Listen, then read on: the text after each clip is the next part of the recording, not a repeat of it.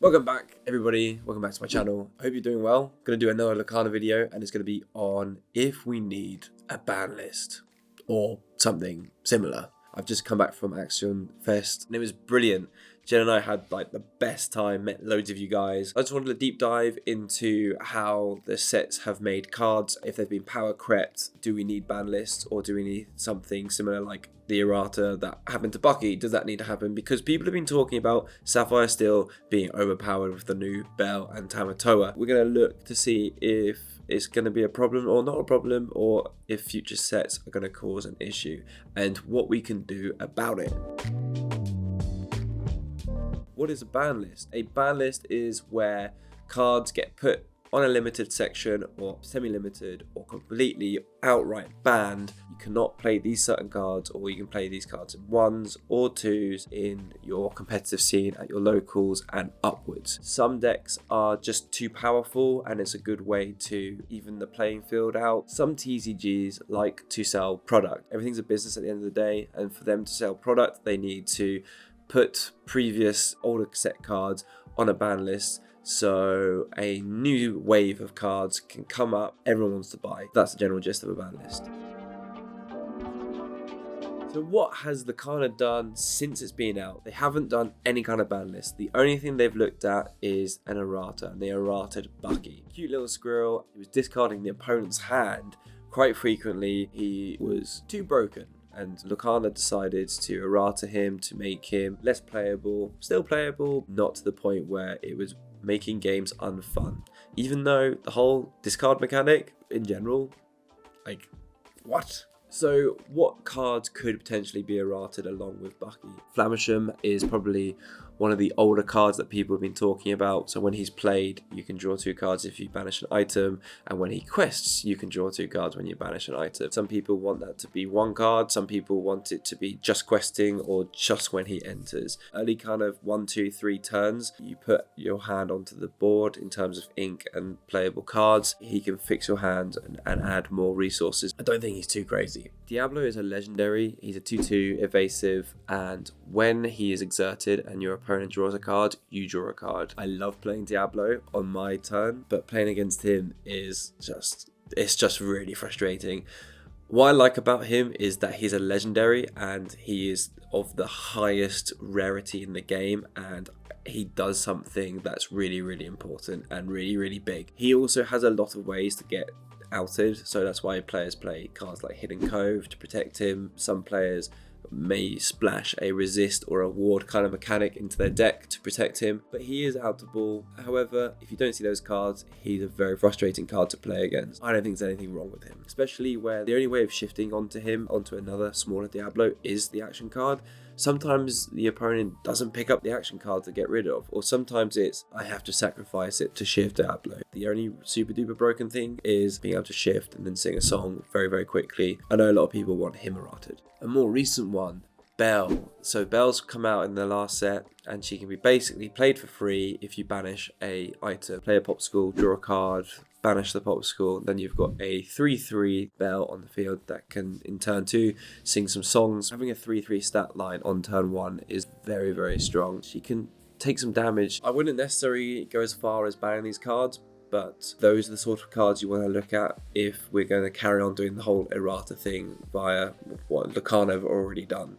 What could we do instead of errata? Some games, I think like Pokemon and now the One Piece trading card game, play set rotations where for a certain amount of time, certain sets can be played and then they get phased out as the months and years go by. For example, 4 sets are in rotation, 4 more sets come in, 2 sets go out. That requires some thinking because people want to have their cards as playable all the time. So this is where you'd have to start thinking about potentially reprinting cards. For example, the Rapunzel, where you draw by removing damage, you'd want it to still be playable, considering how much money people are spending on these cards in the secondary market. You know, Lorcana could do a good job with reprinting these cards in later sets with different art. Easily doable, but requires a lot of time and a lot of work to be able to do that. It can happen. I would like it to happen if it meant cards were getting reprinted. Power creep is where set after set, they're getting more and more powerful, becoming better than the previous sets, completely pushing aside old archetypes or old ideas because the new ideas are way stronger. They end up being better than previous formats and destroying the meta.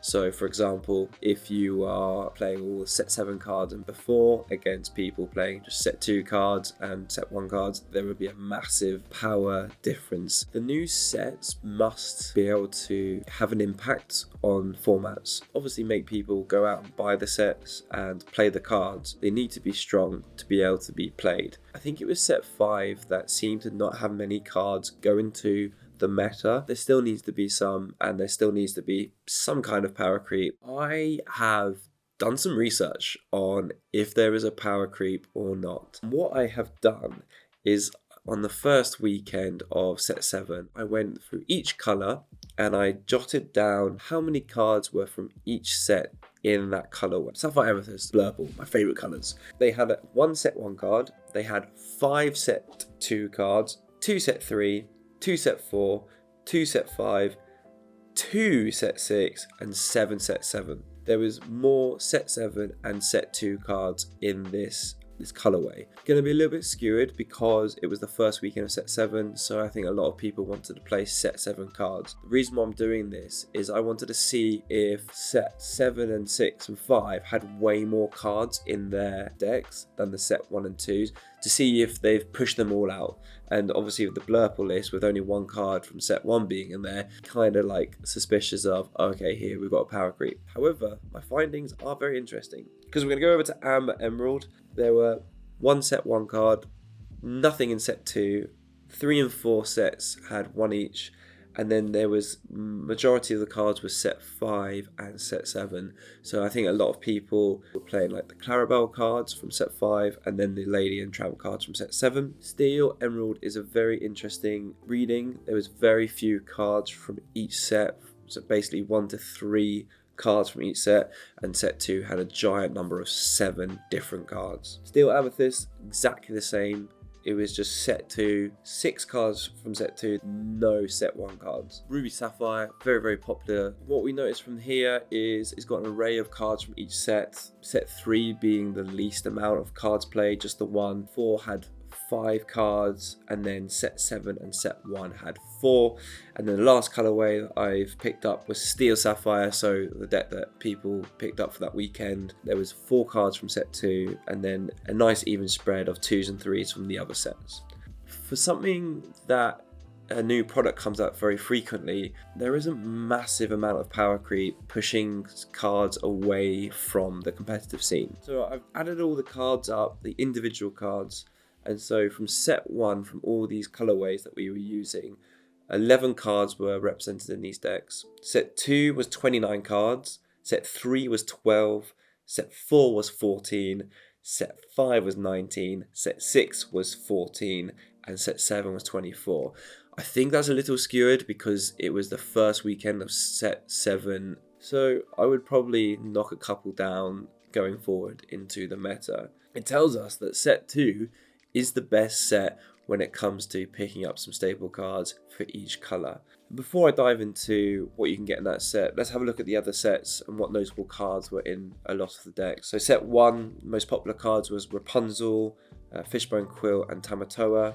The set 3 had the Lucky Dime, Along Came Zeus, McDuck Manor, Me and Piglet. Set 4 had Brawl, Sisu and Diablo. Set 5 had the Steel Pete, Tipo, Daisy Duck and Doc. Set 6 didn't really have any cards. The most notable one was Kaloon. And then set 7 was, the Bell and Tamatoa. But set 2 had so many cards in these meta decks, and a lot of these meta decks revolved around these cards. So for example, you had Popsicle and Flaversham for the Sapphire decks, Merlin and Mim cards that were for Amethyst decks. You had a ton of discard engine for the Emerald, so you had your Prince John, you had your Hypnotize, you had a lot of steel removal. So set 2, if you're a new player and you're like, I want to buy a booster box because I want to pick up cards for decks, set 2 is your booster box.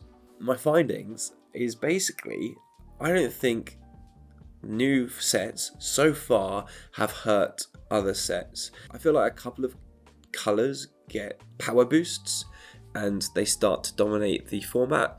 And then when a new set comes in, another certain colours start getting pushed towards being the best decks and start dominating the format. What I like about Lorcana is most of these colorways have very strong weaknesses. In some TCGs, a new archetype will come out and it's just really difficult to beat them, and it sells and people open those products and people buy those cards and it becomes the best deck, and then BANLIST goes chop.